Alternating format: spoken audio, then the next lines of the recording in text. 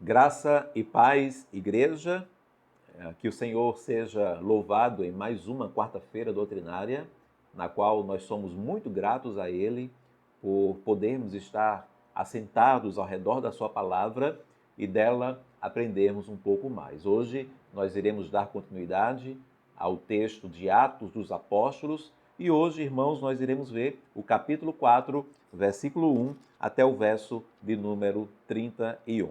Então eu convido você a pregar a palavra do Senhor, abrir nesse texto e acompanhar comigo através desta exposição bíblica. Ok, igreja, o texto de hoje finaliza tudo o que estamos acompanhando desde o início do capítulo 3. Hoje veremos a conclusão da história da cura de um coxo em Jerusalém. Ao mesmo tempo que teremos o start de uma das maiores características da Igreja de Jesus, uma das maiores marcas, talvez a mais visível da Igreja de Cristo, que é a perseguição. Bem, vamos avaliar o texto. Eu vou considerar que todos lembramos o ponto que paramos. Do contrário, vale a pena uma revisitada nas ministrações anteriores. E aqui estava Pedro dando aquela aula de evangelização e pregação da palavra de salvação. Quando diz o capítulo 4, versículo 1, que chegaram os sacerdotes, o capitão do templo e os saduceus. E estes ainda ouvem o que Pedro estava ministrando ao povo. Estes seriam os líderes religiosos do templo, as autoridades. Lucas, o escritor, ele declara que eles, ouvindo Pedro, foram tomados por um ressentimento e isso por um motivo declarado em suas palavras. No versículo 2, ressentidos porque os apóstolos estavam ensinando o povo e anunciando em Jesus a ressurreição dentre os mortos. A pregação de que Jesus ressuscitou dentre os mortos lhes afrontou. E por que será? Logo, logo, irmãos, nós veremos isso. Então eles, como autoridades, tomaram uma decisão. O versículo 3, prenderam Pedro e João e os recolheram ao cárcere até o dia seguinte, pois já era tarde. Mas o barulho, já havia sido feito e não tinha como remediar. O verso 4, porém, muitos dos que ouviram a palavra creram, subindo o número desses homens a quase 5.000.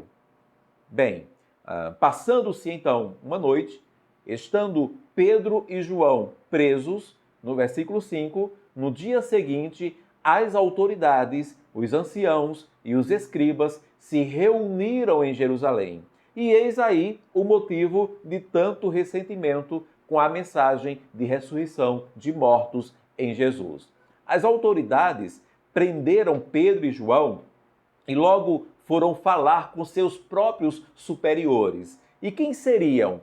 O sumo sacerdote e toda a sua linhagem. O versículo 6, com o sumo sacerdote Anás, com Caifás, com João, Alexandre e todos os que eram da linhagem do sumo sacerdote. E quem seriam esses? Vale aqui uma observação.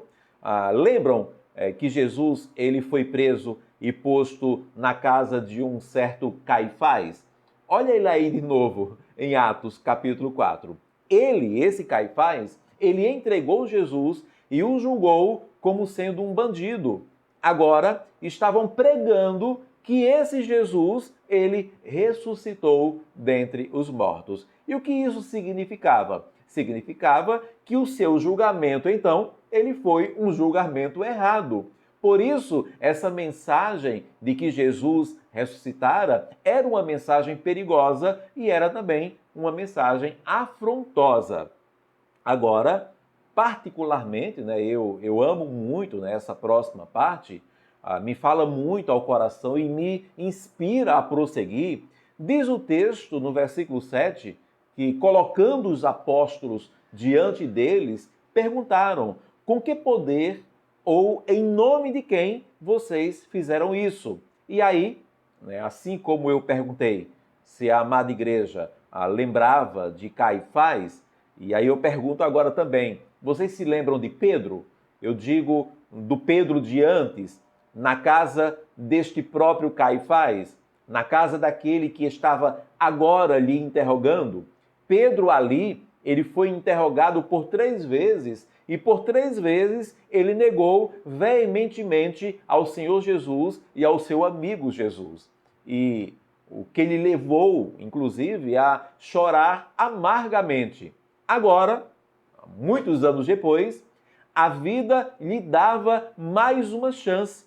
E ele, logo após, agora, a primeira interrogada, ele nem deixa chegar na segunda, ele muito menos deixa chegar na terceira. Diz o texto que, no versículo 8, então Pedro, cheio do Espírito Santo, lhes disse: autoridades do povo e anciãos. E ele falou corajosamente, dos versos 9 até o verso 12. Visto que hoje somos interrogados a propósito do benefício feito a um homem enfermo e do modo como ele foi curado, saibam os senhores, todos e todo o povo de Israel, que em nome de Jesus Cristo Nazareno, a quem vocês crucificaram e a quem Deus ressuscitou dentre os mortos, sim, em seu nome, é que este está curado na presença de vocês.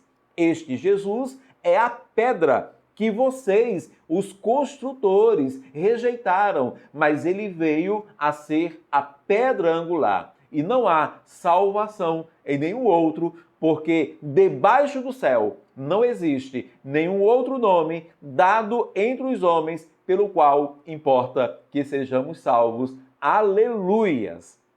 Perceba que ele nem se inibe em aplicar a mesma tática de mensagem evangelística e pregação da palavra de salvação. Assim como ele pregou aos pobres, ele também pregava aos poderosos. Que lindo, né? Que maravilhoso, que extraordinário. O evangelho pode mesmo mudar as pessoas, torná-las uma nova criatura. Pedro era um novo homem, bem diferente daquele que um dia estava no pátio ali da casa de Caifás. Era agora um homem bem diferente, diante do próprio Caifás. Inclusive, a palavra dita por Pedro foi tão cheia do Espírito Santo e tão inegavelmente lógica que deixou aqueles homens poderosos e culpados sem ação naquele momento. O verso 13 até o verso 16. Ao verem a ousadia de Pedro e João, sabendo que eram homens iletrados e incultos, ficaram admirados e reconheceram que eles haviam estado com Jesus. Vendo que o homem que havia sido curado estava com eles, nada tinham a dizer ali em contrário, e mandando-os sair do sinédrio, discutiam entre si, dizendo: que faremos com estes homens? Pois todos os moradores de Jerusalém sabem que um sinal notório foi feito por eles e não o podemos negar. Diante do inexplicável, eles dão o start no que seria, como já falamos, uma das maiores marcas da Igreja de Cristo. Atos 4, 17 e 18. Mas, para que não haja maior divulgação entre o povo, vamos ameaçá-los para não falarem mais neste nome a quem quer que seja. Chamando-os, ordenaram-lhes que de modo nenhum falassem nem ensinassem no nome de Jesus. Vemos aqui, então, o princípio da perseguição contra a igreja. Mas, de fato, Pedro e João eram homens transformados. Não tem como se encontrar com o Cristo ressurreto e manter-se igual. E confiantemente e ousadamente eles respondem no verso 19 e o verso 20. Os senhores mesmos julguem se é justo diante de Deus ouvirmos antes aos senhores do que a Deus, pois nós não podemos deixar de falar das coisas que vimos e ouvimos. Não havendo o que se fazer ainda, isso devido ao clamor do próprio povo, que estava ainda admirado pela cura do coxo, eles, as autoridades, os ameaçaram ainda mais, mas foram obrigados a liberá-los. O verso 21, depois, ameaçando-os mais ainda, os soltaram, não tendo achado como os castigar por causa do povo, porque todos glorificavam a Deus pelo que tinha acontecido. Amém e amém. Irmãos, podemos dizer que aqui finaliza o que seria a introdução a esse livro. Aliás, a introdução seria até o capítulo 2 de Atos, mas o capítulo 3, e até aqui, né, o capítulo 4, apresenta o que seria o primeiro episódio que realmente ali mexeu com o vespeiro. O Espírito Santo veio e, como pudemos ver, pode vir também sobre nós, nos revestindo com poder, isso se obedecermos ao direcionamento de Jesus, né? Eles, os discípulos, organizaram a igreja primitiva e isso também podemos usufruir, nutrir as mesmas características presentes naquela igreja do primeiro século, descritas ali em Atos, capítulo 2, 42 a 47. Aquela igreja, né, tem testificação pública da autoridade de Cristo nela, da mesma forma que nós também o podemos ter. No caso deles, foi a cura de um coxo que estava com sua motivação equivocada em ir à igreja.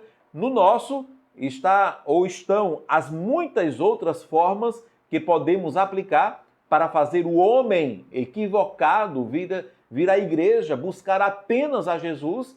Pedro nos demonstra como seria a pregação de salvação e o evangelismo pessoal, e quando aplicamos a forma da mensagem pregada por ele e João, não teremos apenas uma igreja formada por homens melhores, mas sim transformados pelo poder da palavra. Mas, a partir de então, essa ação, essa prática, essa busca em aplicar o que aquela igreja fez, tocará nos poderosos, confrontará homens, incomodará a muitos, será afrontoso, irmãos, para a grande maioria. E isso abrirá uma porta, imprimirá uma marca que é característica à Igreja de Cristo. E esta marca é a perseguição. Ouso dizer que se uma igreja não detém essa marca, algo está errado com sua mensagem e com sua atuação. Afinal, o Espírito Santo que habita na igreja está aí para convencer o mundo do pecado, da justiça e do juízo. João 16:8.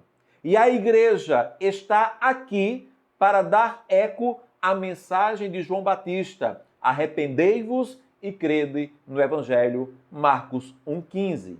E essa marca, a perseguição, ela termina por ser inevitável. Não à toa, o próprio Cristo, ele havia dito que, e isso já dá abertura do seu ministério, ele diz: bem-aventurados, né, os perseguidos por causa da justiça, porque deles é o reino dos céus. Bem-aventurados são vocês quando por minha causa os insultarem e os perseguirem e mentindo disserem todo mal contra vocês.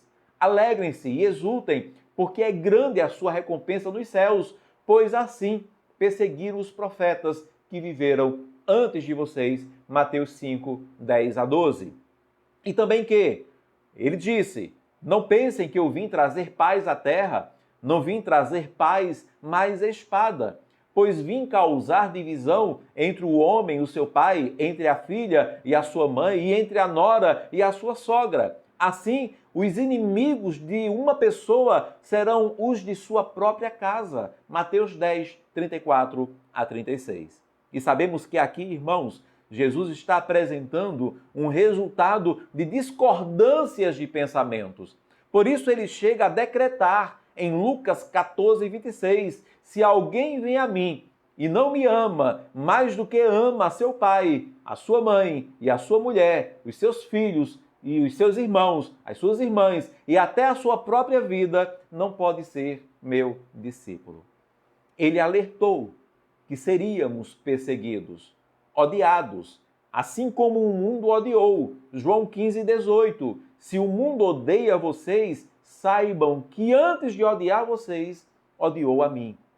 E essa foi a marca da igreja primitiva, a marca dos apóstolos, que foram odiados por pregar uma palavra que confrontava o mundo, que ia de encontro aos prazeres da carne tão desejados. Agora, se essa mensagem, irmãos, ela não mudou, pois disse Jesus, passará o céu e a terra, porém as minhas palavras não passarão. Mateus 24:35. E se o mundo que habitamos está jogado em degradação espiritual, o que há de errado se uma igreja for tão benquista? Se um pastor for tão amado por todos os ímpios? Certamente, irmãos, igreja, há um erro. A mensagem pregada não é uma mensagem de arrependimento.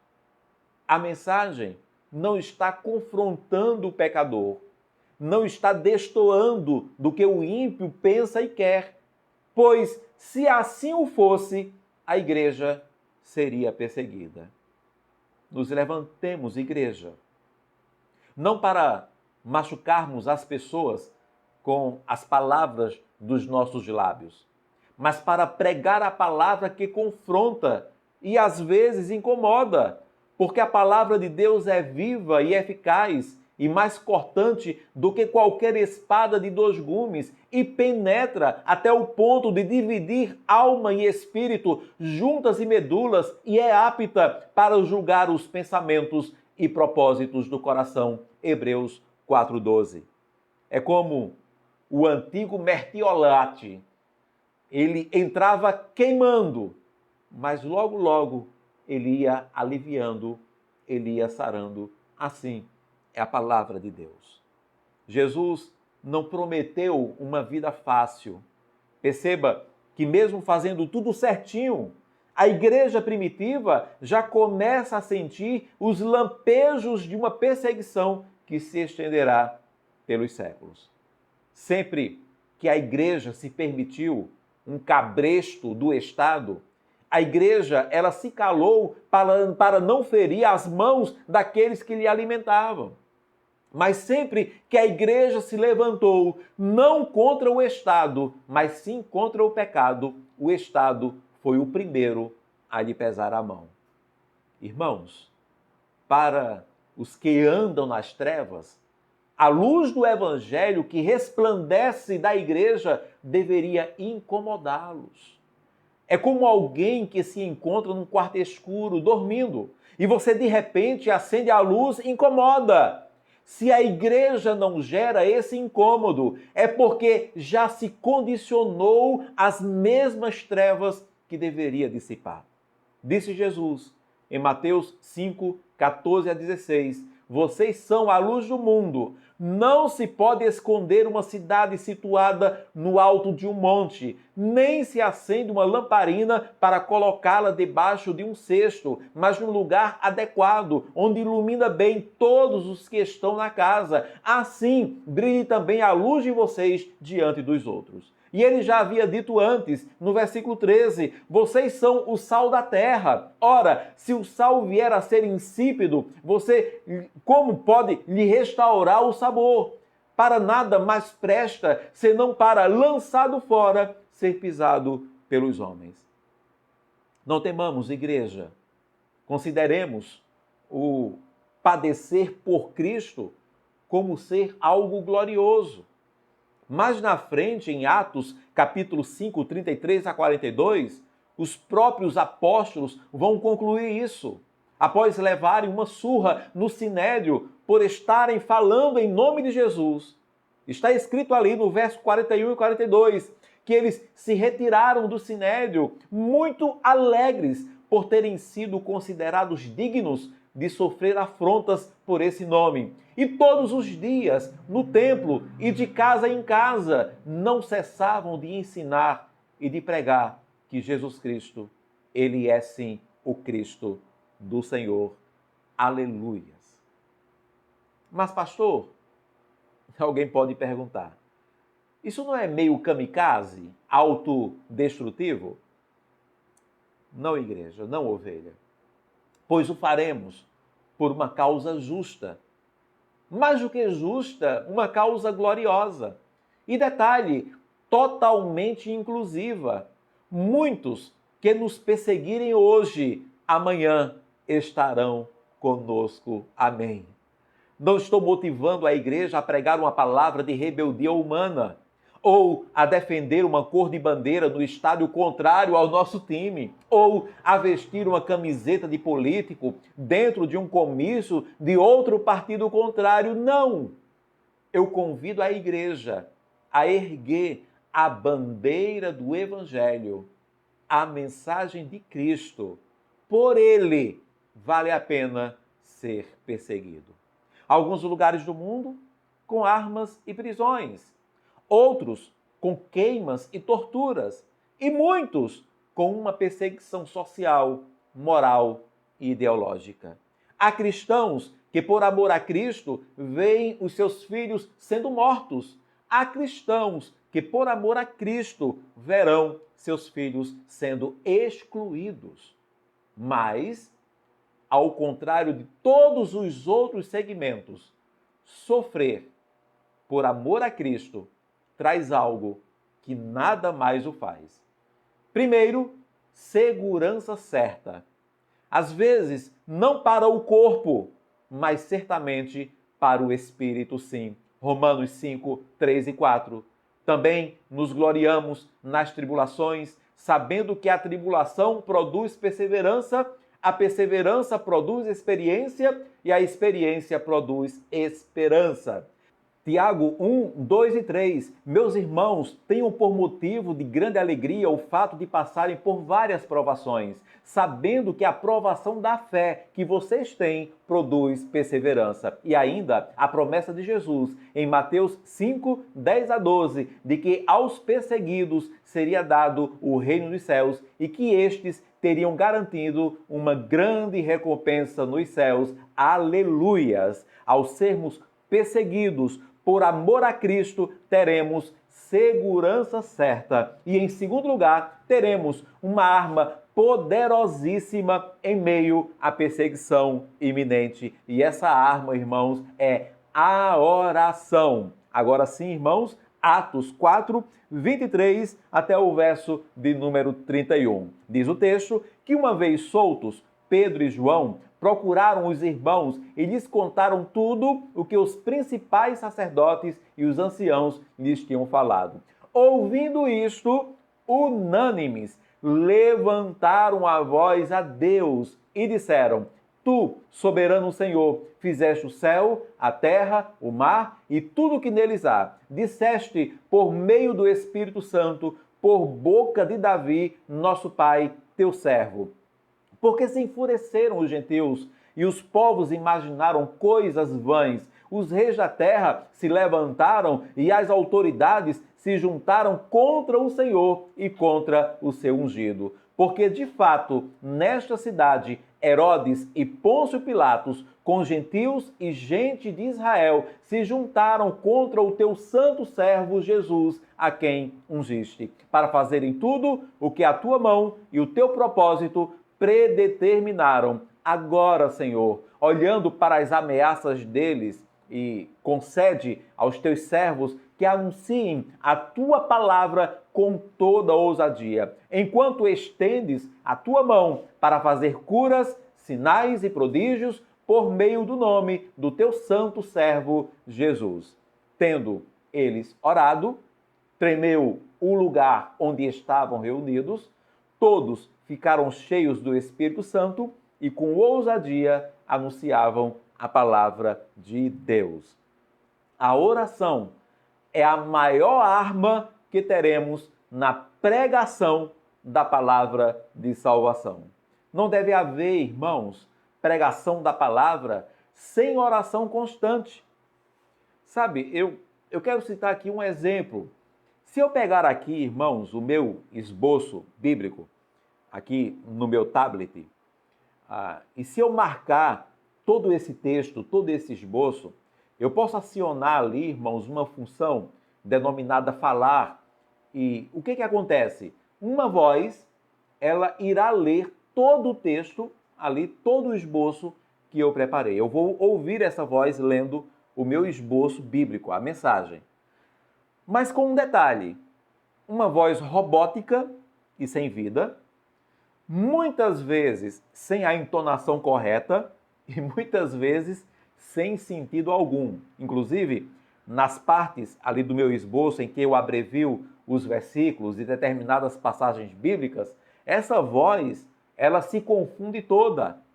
Assim é alguém que evangeliza e prega a mensagem de salvação sem oração. As palavras até saem, mas sem vida, sem poder, sem unção. A oração, ela nos ligará ao Pai, ela nos fortalecerá, ela nos motivará e nos ajudará em momento de grande perseguição. Ao sermos perseguidos, e seremos, por amor a Cristo teremos segurança certa. O reino dos céus será nosso e teremos grande recompensa. E teremos uma arma poderosíssima em meio à perseguição iminente. E essa arma é a oração. Que Deus nos abençoe, irmãos, grandemente. E que Ele nos ajude para que jamais, irmãos, venhamos perder a ousadia e a coragem para pregarmos a palavra de Deus. Não é doa a quem doer, irmãos, não é assim. Mas a palavra que confronte o homem, que até cause um incômodo, mas é a única palavra que pode levá-lo ao arrependimento e à conversão genuína. Que Deus nos ajude. Oremos. Pai, muito obrigado pela tua palavra pregada. E eu clamo para que em Cristo Jesus, esta palavra, de fato, Deus, possa trazer edificação sobre a tua igreja, Senhor. Para que nós possamos em todo o tempo, Deus, adquirirmos a coragem e a ousadia do Espírito Santo para pregarmos, assim como Pedro e João fizeram. Ainda, Deus, grande perseguição viesse sobre eles, ainda que venha sobre nós. Prepara a tua igreja, o teu remanescente fiel, para tempos difíceis, para que em nenhum momento da nossa caminhada, enquanto igreja tua, possamos perder esta essência, Deus, de pregarmos aquilo que tua palavra diz. E por meio da tua palavra, Deus, possamos de fato, Senhor, estarmos aí dizendo a todos: arrependei-vos e crede no Evangelho. Nós oramos assim, em nome do teu Filho Jesus Cristo, que vive e reina para todo sempre. Amém e amém. Que Deus te abençoe.